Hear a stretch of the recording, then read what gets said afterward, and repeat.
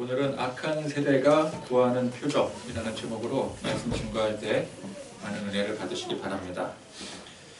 예수님께서 공생의 기간 동안에 활동하시던 당시에 많은 사람들에게 놀라운 기적의 은혜를 베풀어 주셨습니다. 병 고치는 기적은 물론이거니와 그건 기본이었고, 불치병, 병도 이제 불치병 있지 않습니까? 불치병도 고치시고 또 귀신도 쫓아내시고 자연의 조화를 마음대로 부리시고 급기야 죽은 사람까지 살려내셨습니다. 많은 사람들이 소문을 듣고 예수님께로 모여들었습니다.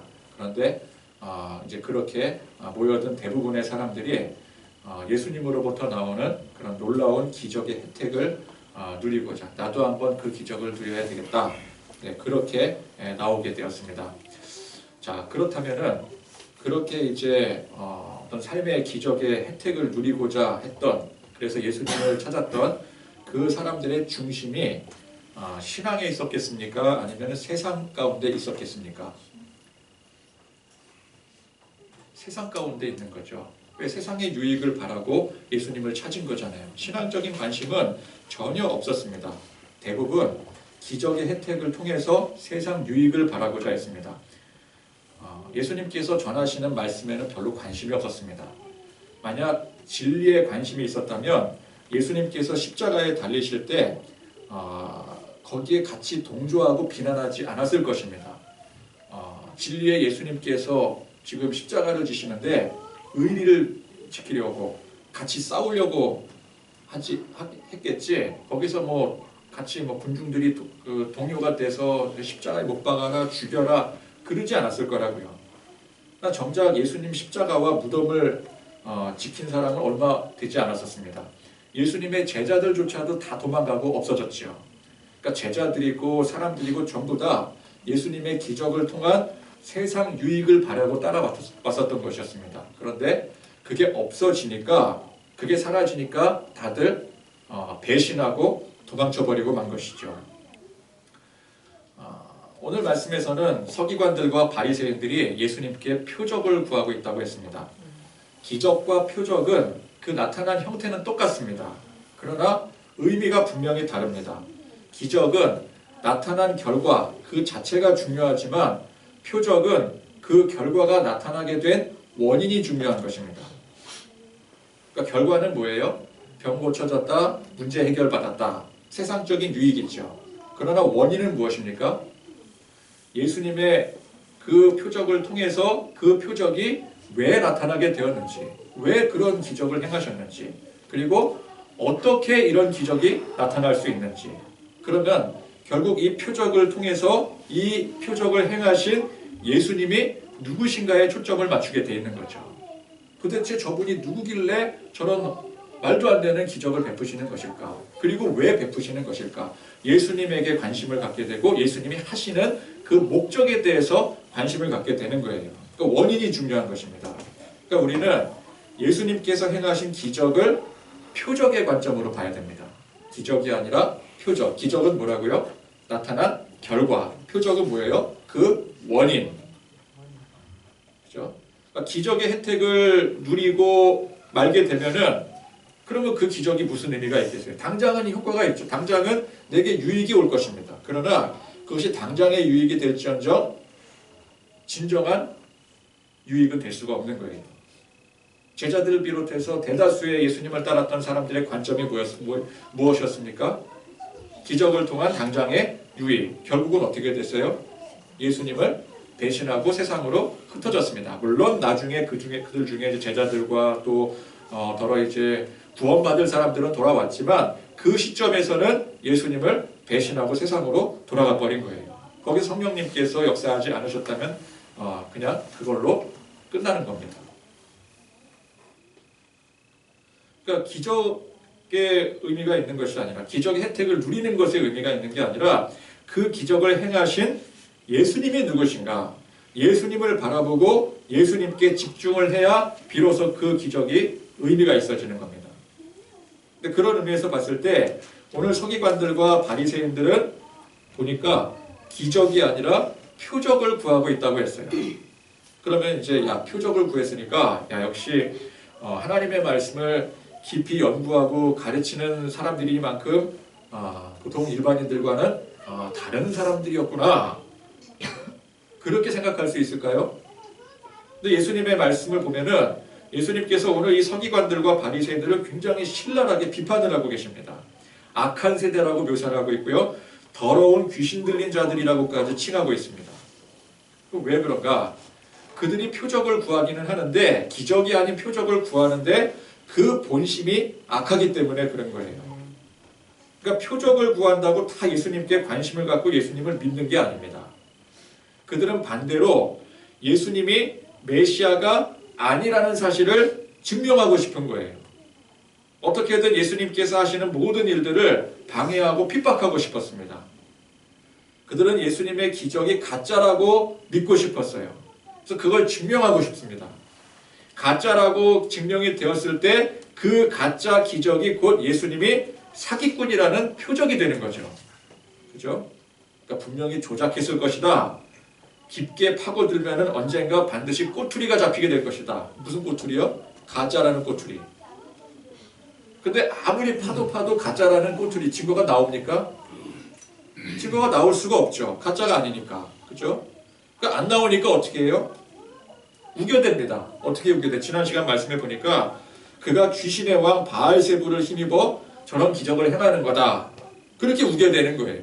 왜? 파도 증거가 안 나오니까. 그러니까 이들에게 있어서 예수님의 표적이란 가짜라는 증거 혹은 귀신의 왕의 능력이라는 그런 증거밖에 안 되는 거예요. 그러니 이게 얼마나 악한 것입니까? 예수님의 말씀의 진리에 전혀 관심도 없고 그저 세상 유익만을 바라는 사람들보다 훨씬 더 악한 거예요. 차라리 그냥 기적에 관심을 갖고 모여든 사람들은 몰라서 그랬다고 칠 수 있겠지만 서기관들이나 이 바리새인들은 몰랐다고 할 수가 없는 거예요. 누구보다 성경을 잘 알고 있었고 하나님을 믿고 성경의 진리를 가르치는 책임자들이었습니다. 그런 사람들이 예수님을 어떻게든 핍박할 궁리나 하고 예수님이 가짜라고 하는 혹은 사탄의 세력이라고 하는 표적이라고 하고 있으니 어떻게 이들이 무지한 백성들을 가르칠 수 있겠으며 하나님의 무서운 심판을 피할 수가 있겠습니까? 그러니까 지도자들이 이러니까 백성들이 무지할 수밖에 없는 거예요. 백성들이 그저 세상 유익이나 기적에만 혈안이 되어서 예수님을 맹목적으로 쫓다가 그 약발이 다 떨어지게 되니까 그러니까 그들 생각에는 십자가에 달리게 되니까 약발 떨어졌다고 생각을 하는 거죠. 그러니까 다들 배신하고 십자가 원수가 되고 말지 않습니까? 이게 다 누구 책임이에요? 이 악한 지도자들의 책임이 큰 거예요. 바르게 가르치고 바르게 인도해야 될 그 책임을 진 사람들이 악해 있으니 악한 세대가 되어버리고 말았으니 백성들이 덩달아 악해지는 거 아니겠습니까? 자, 이런 악하고 음란한 세대에게 필요한 것은 요나의 표적밖에 없다고 예수님께서 오늘 말씀하고 계십니다. 그럼 요나의 표적이 무엇인가? 자, 요나서에 보면은 구약에 요나 선지자입니다. 하나님께서 요나 선지자를 부르셔서 자, 니느웨로 가서 내가 줄 말을 선포해라. 그러니까 심판을 선포해라. 근데 그렇게 이제 명하셨어요. 니느웨가 어느 도시였던가? 당시 아수르의 수도가 니느웨였습니다. 그럼 아수르가 어떤 나라였습니까? 이스라엘이나 유다에게 있어서 원수 나라였어요. 원수 나라. 결국 북이스라엘이 누구에게 멸망당했습니까? 아수르에게 멸망당했어요. 그러니까 완전 원수 나라예요. 그런 원수 나라의 그 도시에 나보고 가라고 가서 뭘 하겠단 말인가? 요나는 거기 가는 게 정말 싫었어요. 그러니까 우리 일정 시대에 도쿄 가서 복음 전해라. 뭐 그거랑 똑같은 거죠. 가서 전할 말씀 뻔합니다. 회개해라. 하나님의 심판이 이를 것이다. 그러나 그런 말 전하는 것조차 싫은 거예요. 아니 그 나라가 망해도 시원치 않을 판국에 왜 기회를 줍니까? 그렇게 되는 거죠. 그래서 어떻게 했어요? 요나가? 도망쳤습니다. 니느웨로 향하는 배를 타지 않고 정반대 다시스로 향하는 배를 탔어요. 그러나 사람을 속일 수 있어도 하나님을 속일 수 있습니까? 하나님을 속일 수 없어요. 그렇게 하나님을 속이려고 하나님의 말씀과는 정반대의 길로 불순종하는 사람을 선지자라고 볼 수 있습니까? 요나는 선지자 같은 사람이 아니에요. 결국 어떻게 됩니까? 하나님의 징계, 심판이 이르게 돼요. 그러니까 심판에 대한 경고 메시지를 전해야 될 선지자가 그 모양이니 사명 감당하지 못한 선지자가 먼저 심판을 당하게 되는 거예요. 그러니까 우리가 복음을 맡은 자들 아니겠습니까? 나가서 복음을 증거해야 되는데 우리가 복음 제대로 증거하기는커녕 신앙생활도 제대로 하지 못하고 믿음 흔들리고 그러면 그 심판이 먼저 우리에게 임한다는 거죠. 이게 요나에게 임한 굉장히 요나서의 굉장히 중요한 핵심 주제 중에 하나입니다. 자, 어떻게 심판을 당하게 됩니까?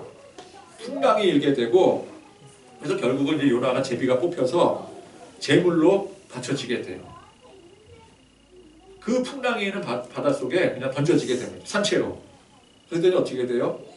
큰 물고기에 잡아먹히게 돼요. 참 이게 무슨 피노키오입니까? 피노키오 이야기예요. 왜 피노키오가 그 물고기에 잡혀먹히잖아요. 그러니까 피노키오 그 이야기가 성경 요나서를 이렇게 보고 그 인사이트를 받아서 아마 지어낸 얘기가 아닐까 싶어요. 그렇게 이제 큰 물고기에 잡아먹혀서 그 뱃속에서 꼬박 사흘을 보내게 됩니다. 피노키오도 그 뱃속에서 제페토 할아버지를 다시 만나게 되죠. 동화니까 가능한 얘기예요. 근데 여러분 상식적으로 생각을 해보세요. 뭐 상어인지 상어는 아닐 거예요. 그죠? 상어라면 메가로돈급 정도 되는 건데 실제로 사람을 삼키고도 사람이 그 안에서 살아있을 수 있는 공간이 정도 되는 상어가 존재하는지도 의문이고 아마 고래겠죠. 고래. 어마어마한 고래. 근데 어쨌든 간에 잡아먹혔잖아요. 그러면 어떻게 돼요? 상식적으로 생각하면 소화가 되겠죠. 소화가 되기 전에 질식해서 죽을 겁니다. 그죠? 그러니까 원래는 당장 질식해서 죽어야 되는데 어찌된 일인지 죽지는 않아요. 근데 숨이 막히겠죠. 숨이 엄청 막히겠죠. 그럼 숨 막히는 그 암흑 속에서 온몸에 막 뭔가 막 꿈틀꿈틀 되는 게 막 조여오고요. 막 소화가 되는 과정에서 막 온몸을 막 옥죄이지 않겠습니까? 그리고 막 끈적끈적한 액체, 이게 뭐 그냥 액체가 아니잖아요. 소화시키려면은 강한 산성이 분비가 돼서 이게 사람을 녹이지, 그 안에 있는 뭘 먹이를 이렇게 녹이지 않겠습니까? 그거에다가 상상도 못할, 감당도 못할 악취에다가 무엇보다도 내가 이렇게 이 속에서 맨정신으로 죽어간다라고 하는. 그러니까 차라리 질식해버리고 정신을 잃어버려야, 그죠? 그래야 죽어도 좀 이렇게 편하게 죽지. 이거는 내가 죽지도 못하고 있고 그 과정을 생생하게 지금 겪고 있는 거 아니겠습니까? 그럼 그 공포와 절망감을 사흘 동안이나 생생하게 겪은 거예요. 사흘 동안이나. 그리고 나서 기적적으로 살아나게 됩니다. 물고기가 토해내게 돼요. 그리고 육지에 오르게 됩니다. 그러면 그렇게 기적적으로 살아난 요나가 무슨 생각을 하겠어요? 진짜 내가 군말하지 않고 당장 니느웨로 달려가야 되겠구나. 큰일 날 뻔했다. 그것밖에 생각하고 자시고 할 게 없는 거예요. 그죠?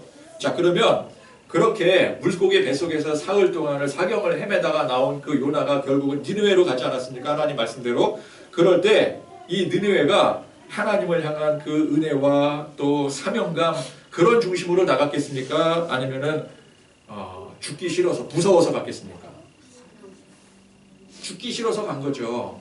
무서워서 간 거예요. 원래 애초에 가기도 싫었습니다. 그런데 지금 하나님께서 심판을 내리셨잖아요. 그럼 어떻게 해? 죽지 않기 위해서라도 내가 살기 위해서라도 거기 가긴 가야 되는 거예요. 그죠? 신앙적인 중심이 아니라고요. 그래서 어떻게 해요? 가서 대충 전합니다. 그냥 하라는 대로 하긴 한다. 그러나 난 마음에 조금도 그 사람들한테, 그 원수들한테 뭐 어떤 메시지건 간에 전하고 싶은 마음이 없다. 그냥 너네들 망해라. 너네들 망한다. 당장 망한다. 심판의 메시지만 전하고는 일찌감치 이제 먼 곳에 이제 그 높은 곳에 이제 자리 잡고 앉아서 이제 거기는 호박 넝쿨도 이렇게 있겠다. 그늘도 져 있겠다. 시원하겠다. 언제 멸망하나? 이제 구경을 하고 있는 거예요. 망해라, 망해라. 내가 여기까지 왔는데 너희들이 망해야지 내가 그래도 억울하지 않지. 그러면서 이제 구경을 하고 있어요. 그런데 어떻게 됩니까? 망하기는커녕 니느웨의 이 백성들이 놀라운 일이 벌어져요. 왕으로부터 모든 백성에 이르기까지 옷을 찢고 죄를 뒤집어 하나님 앞에 회개를 하더라는 거예요. 통해 자복을 하더라는 거예요. 그러니 어떻게 됩니까? 하나님의 심판이 거둬지게 되고 용서의 은혜가 임하더라는 거예요. 요나가 아직도 정신을 못 차리고 있어요. 하나님 앞에 원망 불평하고 저들이 망하는 줄 알았는데 이게 뭐냐고 그랬는데 또 그 박넝쿨까지 싹 말라버리니까 이거 왜 또 더워 죽겠는데 나보고 지금 땡볕에서 말라 죽으라는 거냐고 하나님 앞에 원망 불평하다 끝나는 게 요나서 줄거리예요. 이 요나 선지자였어요. 자, 그러면 오늘 말씀에서 소개하고 있는 이 요나서의 내용에서 나타난 표적이 무엇입니까? 큰 물고기 뱃속에 들어가서 사흘을 견뎌내고 기적적으로 살아온 바로 그 표적을 말씀하고 있는 거예요. 자, 이거는 정말 말도 안 되는 기적 아닙니까? 그죠? 물고기 뱃속에 들어가서 어떻게 살아나와요? 상식적으로. 근데 기적이라고 하지 않고 뭐라 그랬어요? 표적이라 그랬어요. 그러면 이 기적이 어떠한 진리 또 누군가를 나타내고 있기 때문에 표적이라고 한 거죠. 그게 어떤 진리이며 누구를 나타내는 것이겠습니까? 그렇죠. 장차 예수님께서 십자가에 돌아가시고 무덤, 즉 땅속에서 오늘 말씀에 나와 있는 내용이죠. 땅속에서 사흘 밤낮을 계시다가 부활하신 바로 십자가와 부활의 사건에 예수님을 나타내는 표적인 거예요. 물론 이 말씀에서 요나의 그 행위 자체를 예수님의 행위로 상징하는 게 아닙니다. 요나가 예수님 같은 사람이었더라. 그게 아니에요. 무덤 속에서 사흘간 계시다가 부활하신 그 상징을 말씀하고 있는 거예요. 자, 예수님께서 공생의 기간 동안 행하신 수많은 기적의 의미가 무엇입니까? 그런 놀라운 기적을 행하신 예수님이 누구신지, 그분께서 왜 이런 기적을 베풀어 주시는지, 그래서 그 놀라운 기적들이 예수님이 누구신지에 대한 표적이 되어서 십자가와 부활의 표적으로서 자연스럽게 행하게 되는 거예요. 예수님이 누구시냐? 예수님이 무슨 일을 행하셨는가? 봤더니 예수님께서 십자가를 지시고 부활하셨다는 것입니다. 그 표적으로 향하는 거죠. 병 고치고 뭐 죽은 자 살리고 모든 그 표적들은 예수님의 십자가와 부활을 가리키게 되어 있는 거예요.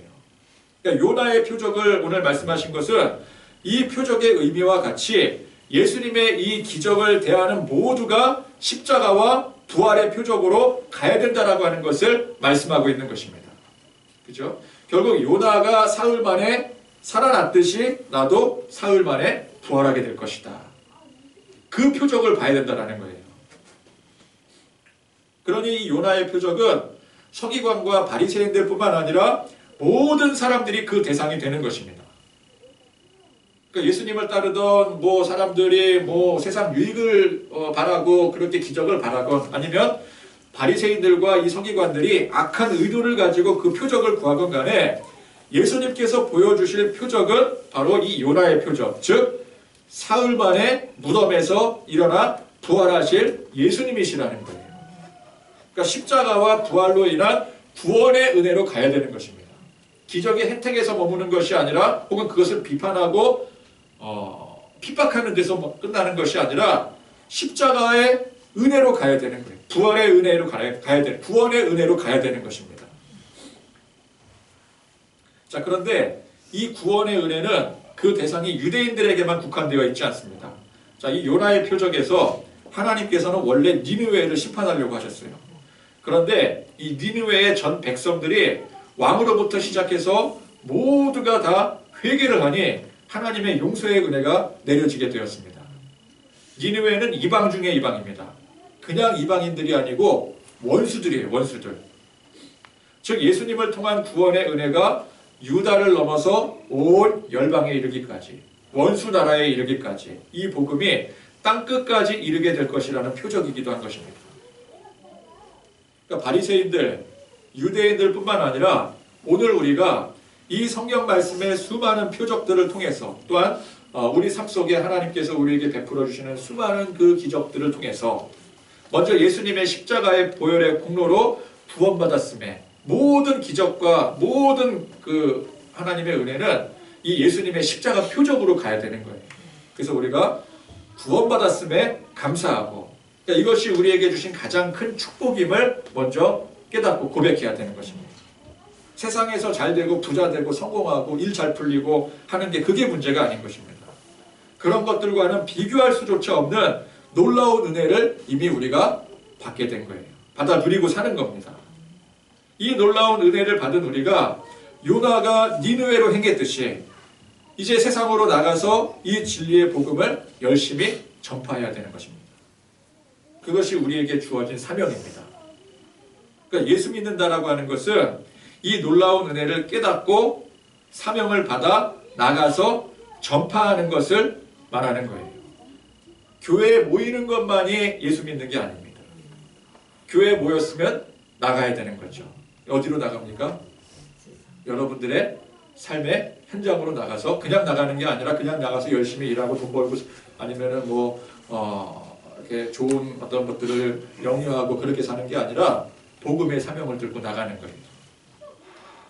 교회가 세워진 목적이 단지 크게 성장하고 부흥하고 부자 되는 게 아니라 한 사람 한 사람 구원받은 성도가 교회를 이루고 또 다시 나가서 그러니까 모이는 공동체, 흩어지는 공동체, 그래서 흩어져서 사명 감당하는 것, 그게 목적인 거예요.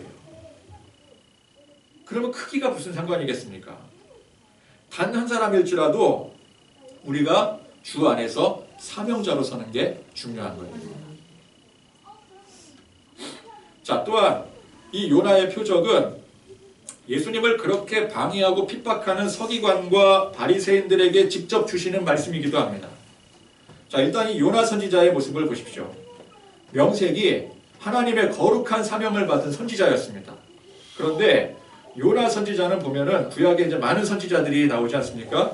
근데 구약의 수많은 다른 선지자들과 좀 많이 결이 달라요. 그죠? 일단 순종적이지가 않습니다. 선지자인데 순종을 안 해요. 여러분 이사야 선지자나 예레미야, 에스겔, 호세아 등등 온갖 고난과 핍박을 감수하면서도 얼마나 하나님 말씀에 순종적이었습니까? 그죠? 희생과 헌신으로 창렬한 결혼해라. 네, 알겠습니다. 그 집 나간 여자 다시 데리고 들어와라. 네, 알겠습니다.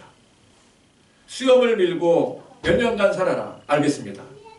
우리 같은 면도하는 게 그렇게 대단한 일인가? 유대인들 면도하면 큰일 납니다. 그거 아시죠? 근데 수염 밀고 살아라. 알겠습니다. 옆으로 누워서 지내라. 알겠습니다. 다시 반대쪽으로 누워서 지내라. 알겠습니다. 그러면 왜 창렬한 결혼해야 되고 그 집 나간 여자를 또 왜 다시 데리고 와야 되고 구원수 같은 여자를 수염을 왜 밀어야 되고 왜 옆으로 누워서 자야 되고 또 다시 이쪽으로 누워서 자야 되고 한쪽으로만 눕고 있으면은 피가 이쪽으로 쏠리니까 반대쪽으로 돌려야 되나? 그런 이유가 아닐 거잖아요. 순종할 가치가 있는 겁니까? 아무리 생각해봐도 왜 순종해야 될지 이게 좀 이해가 안 되는 그런 선지자들에게 그 내리신 그 하나님의 그 명령들을 보면은요, 정말 우리가 생각할 때 야, 지금 정말 엉뚱한 거 아니냐? 이게 도대체 무슨 의미냐? 그런 것들이 굉장히 많아요. 근데 선지자들은 어때요? 항상 그 말씀에 조금도 의심하지 않고 묵묵히 순종합니다. 그냥 따라요. 근데 요나는 어떻습니까? 니느웨로 가라. 싫은데요? 다시스로 가고. 니느웨가 망하지 않고 용서받으니까 하나님 앞에 대들고. 그늘을 만들어준 그 넝쿨이 시드니까 또 원망불평하고. 그러니까 사명 감당하긴 했는데 결국은 감당하긴 했지 않았겠습니까? 근데 그것도 죽기 싫으니까 억지로 했고. 그러니까 그 안에 조금이라도 이 하나님을 향한 마음을 알았으면 희생과 그 헌신의 마음으로 나가지 않았겠습니까? 그런 마음이 조금도 없었던 사람이었어요. 자, 이 요나의 모습이 딱 오늘 말씀의 서기관들과 바리새인들의 모습입니다. 자, 그들도 명색이 하나님의 거룩한 사명자들입니다. 그러나 실상의 모습은 하나님 말씀에 전혀 순종할 마음이 없고요. 그러니까 겉으로는 순종을 하는 것 같습니다. 그러나 중심으로는 전혀 순종하는 사람들이 아니었어요. 희생과 헌신의 마음도 없고요. 그저 세상 욕망에 사로잡힌 탐욕의 화신들이었습니다. 정작 이들이 전하는 메시지가 무엇이었습니까? 장차 하나님께서 약속하신 메시아가 오신다. 이 유대인의 사상이 꼭 메시아 대망 사상이었잖아요. 그 메시아가 오신다라는 것을 전했던 사람들이 서기관들과 바리새인들일 거잖아요. 그런데 정작 본인들이 그렇게 전하면서도 정작 이 본인들은 메시아에 조금도 관심이 없어요. 그러니까 요나가 니느웨 백성들에게 장차 하나님의 심판이 임하게 될 것이다 라는 것과 비슷한 맥락입니다. 그러나 요나가 이 백성들의 회개와 하나님의 용서에 조금도 관심이 없었듯이 이 서기관과 바리새인들도 메시아가 오시는 것에 대해서 조금도 관심이 없었고요. 메시아를 통한 용서와 구원의 은혜에도 아무런 관심이 없었던 사람이었어요. 정작 요나가 관심도 없이 억지로 전했던 그 하나님의 심판의 메시지를 듣고 그 원수 이방인들이 왕으로부터 백성들에게 이르기까지 전부 다 회개하는 놀라운 역사가 벌어지게 됩니다. 그러면 요나가 전한 그 메시지는 진정성이 전혀 없었던 메시지였잖아요. 그죠? 누가 봐도 대충 전하는 메시지였을 거예요. 그런데 그런 메시지임에도 불구하고 그 메시지를 듣고 회개하고 하나님께로 돌아온 이 니느웨 사람들이 요나보다도 훨씬 크신 비교할 수 없는 거죠. 예수님을 보고 예수님의 말씀을 듣고도 예수님의 그 놀라운 기적을 경험했음에도 불구하고 회개하지 않는 지금 이 말씀에 나타난 이 세대들을 보고 어떻게 생각을 하겠습니까? 만약 그때 회개했던 그 니느웨 사람들이 이 상황을 볼 수 있다면 어떻게 생각을 하겠어요? 아니 어떻게 생각을 하겠냐고요? 우습게 생각하겠죠. 그죠? 아니 우리 같은 이방인들도 진정성 없는 메시지를 듣고도 회개하는 통해 자복하는데 너희들은 예수님께서 직접 말씀을 전하시는데도 어떻게 그렇게 철밥통들이냐? 이 믿음 없는 자들아, 이 회개하지 않는 것들아, 그걸 이방인 원수들이 유대인들에게 지적을 할 거란 말이죠. 또 솔로몬 시대에 한참 이 솔로몬이 하나님의 지혜를 받아 온 세상에 그 영광을 널리 펼칠 때에 멀리 남방에서 유명한 여왕이 찾아오게 됩니다. 일명 시바의 여왕이라고 하죠. 그러면 그 마지막 심판 때에 그 시바의 여왕이, 남방의 여왕이 나는 내가 알지도 못하는 진리를 향해서 그래도 내가 하나님의 진리를 듣고자 솔로몬에게 지혜를 구하기 위해서 그 멀리까지 찾아왔었는데 그 정도 열정을 내가 보였던 사람인데 솔로몬과도 비교할 수 없는, 솔로몬과 비교도 할 수 없는 그 크신 분인 예수님이 바로 옆에 계시는데도 불구하고 그걸 몰라서 핍박하는 이 세대 사람들을 보고 뭐라고 생각을 하겠습니까? 그러니까 예수님의 이 말씀은 뭐예요? 창피한 줄 알라라는 얘기죠. 창피한 줄 알아라. 너희도 창피한 줄 알아야 된다. 그 아수르 사람들도 그 엉터리 메시지를 듣고 회개하는데 그 멀리 남방 그 여왕도 하나님의 진리를 쫓아 찾아올 정도인데 너희들은 왜 그러냐? 너희들 유대인들이면서도 택한 백성들이면서도 왜 그러느냐? 자칭 유대인, 선택받은 백성, 율법을 맡아서 가르치는 자들이라 하는 사람들이 저 이방 원수 니느웨 사람들보다 못하고 진리를 알지 못하는 이방 여왕보다 진리에 전혀 관심이 없으니 이게 얼마나 창피한 일입니까? 그러면서 예수님은 이들을 향해 더러운 귀신 들린 자라고까지 묘사를 하고 계십니다. 그 정도라는 거예요. 그러니까 여러분 말씀 들으니까 예수님이 더러운 귀신 들린 자들아 라고까지 칭하신 게 이해가 되지 않습니까? 그죠? 니느웨 사람들보다도 못한 놈들아, 남방 여왕만도 못한 사람들아, 더러운 귀신 들린 자들이죠. 그러면 더러운 귀신이 들렸으면 어떻게 그 귀신을 쫓아낼 수 있겠습니까? 오직 예수 그리스도의 권능으로만 쫓아낼 수 있는 거예요. 그런데 이 서기관과 이 바리새인들은 그 알량한 율법 지식 혹은 종교적 행위, 그 인간적 열심과 노력으로 그걸 쫓아내려고 하는 거죠. 그 더러운 귀신이 잠시 나갔습니다. 인간적인 열심과 노력이 통한 것 같았어요. 당장 귀신이 나갔으니까 야, 내가 열심히 노력하니까 율법 말씀 따라 살려고 행했고 또 내 종교 지도자로서의 어떤 그 권위를 가지고 살았더니 기도하는 척하고 살았더니 그래도 귀신이 쫓겨져 나가네. 그러면은 그 행위가 효과가 있었다라고도 볼 수 있겠죠. 그런데 사실 알고 보니까 그 귀신이 그게 무서워서 나간 게 아니에요. 왜 나갔습니까? 심심해서 나간 거예요. 심심해서. 그냥 마실 나간 거예요. 그 마실 나간 걸 가지고 야, 내가 이렇게 열심히 노력하니까 귀신이 나가는구나. 그렇게 착각하면 안 되는 거예요. 귀신이 그냥 놀러 나간 겁니다. 그리고 나서 이제 다시 돌아와 보니까 그새 자기 집이 깨끗이 청소되고 수리가 되어 있었어요. 그러니까 이 깨끗이 청소되고 수리되어 있다는 건 무슨 뜻이에요? 율법, 지식, 종교적 행위, 인간적인 열심과 노력으로 그렇게 만들었다라는 것이죠. 그러면 그렇게 돌아온 귀신이 멀리 이제 여행 갔다가 이제 마실 갔다가 봄도 됐겠다 이제 꽃 구경도 하고 좀 있으면 이제 벚꽃 피겠죠. 벚꽃도 구경하고 분황제도 참석하고 그러고 이제 왔다가 보니까 이 집이 왜 이렇게 됐어? 왜 이렇게 깨끗해진 거야? 여기가 내 집이 아닌가 보다. 무서워서 못 들어가겠다. 귀신이 그럽니까? 제가 지금 귀신 얘기하는 게 아니라 오늘 말씀 그대로 얘기를 하고 있는 거예요. 그렇죠? 그게 아니라 웬일로 청소를 다 해놨대? 아이고 좋아 그러면서 자기보다 더 악한 귀신 친구들을 몇 명을 데리고 들어온다고요? 7명이나 더 데리고 들어온대요. 뭐라고 이제 귀신들 그 친구들을 초청하겠습니까? 야, 우리 집에 가자. 내가 잠깐 집 비운 사이에 우리 집 하인이죠, 하인. 우리 집 하인이 그새 그냥 막 깨끗하게 청소해서 넓고 쾌적해졌더라. 얼마나 좋아 이러면서 이제 데리고 들어가는 거예요. 자, 이 말씀이 주는 교훈이 무엇입니까? 악한 세대가 그 악함을 진심으로 회개하지 않고 아무리 인간적인 열심으로 노력을 해도 그 악함을 해결할 수 없다라는 거예요. 우리가 사는 이 세대가 바로 예수님께서 말씀하시는 악한 세대인 줄 압니다.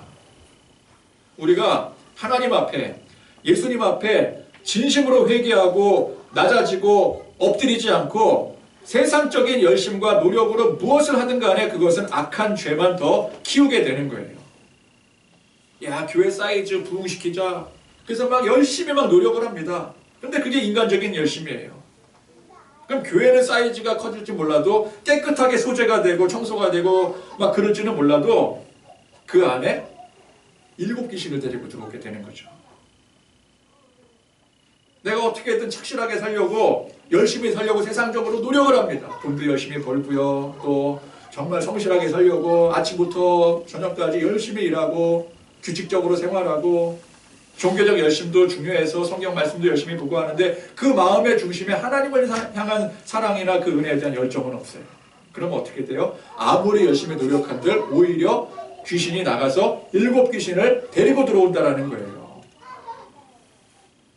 여러분, 치명적인 화학물질로 오염된 곳에 있을 때 그거 해결하겠다고 열심히 막 휘젓고 땅 파고 무슨 짓을 해도 오염만 더 가속이 되어지는 겁니다. 가장 현명한 방법이 무엇일까요? 그 오염된 곳을 빨리 빠져나와야 되는 거예요. 방독면 써도 소용없습니다. 방독면은 10분을 넘기지를 못해요. 필터 하나 가지고는. 그럼 제일 좋은 방법은 빨리 그 지역에서 나오는 거예요. 우리가 세상 문제들을 세상 방식으로 우리 방식으로 아무리 해결하려고 애를 써도 결국 그 문제들만 심각해지고 가속화가 되는 겁니다. 오염지역에서 헤엄치는 것과 똑같은 거예요. 그럴 때 우리는 빨리 그곳에서 나와서 어디로 가야 됩니까? 하나님의 품으로 가야 되는 거예요. 예수님의 품으로 돌아와야 되는 거예요. 여러분, 회개가 무엇입니까? 니느웨 백성들이 회개했다고 했는데 회개가 뭐예요? 다시 돌아가는 게 회개예요. 우리는 원래 하나님으로부터 나왔잖아요. 그럼 하나님께로 다시 돌아가는 게 그게 회개예요. 하나님으로부터 나왔는데 세상에 빠져 살다 보니까 세상의 이 오염된 환경 속에서 허우적 살다 보니까 오염이 더 가속화가 되는 거예요. 그럴 때 우리는 여기서 해결할 생각이 아니라 하나님께로 다시 돌아가야 되는 거죠. 그게 회개예요. 서기관들과 바리새인들은 예수님을 바로 앞에서 만나고 그 놀라운 표적을 직접 경험함에도 불구하고 이 죄의 오염을 벗어나지 못했습니다. 그 누구 탓을 하겠어요? 그 이방인 중에 이방인들이었던 니느웨 백성들, 먼 남방 여왕도 회개하고 진리를 찾아 나서는데 하나님의 택함을 받아 율법의 말씀까지 맡은 자들이 정작 예수님을 몰라보고 회개하지 않으니 예수님이 보시기에는 그 어느 누구보다도 악한 세대들이 바로 이 세대인 거예요. 오늘 이 악한 세대에게 보여주시는 이 요나의 표적, 곧 예수 그리스도의 십자가 보혈과 부활로 인한 이 구원의 은혜를 붙잡으시기를 바랍니다. 아멘. 우리는 오직 이 은혜를 붙들어야 사는 거예요. 이 험한 세상 속, 오염된 이 죄로 오염된 세상 속에서 언제나 우리는 주님의 품 안으로 돌아와야 되는 것입니다. 그렇지 못하고 여전히 밖으로 세상으로 떠돌고 다닌다면 그럴지라도 우리는 그 가운데 다시 깨닫고 회개하는 마음으로 다시 예수님의 품 안으로 그렇게 낮아지고 겸손함으로 회개의 자리로 돌아오는 그런 저와 여러분들이 되실 수 있기를 간절히 축원드립니다. 찬양하시겠습니다.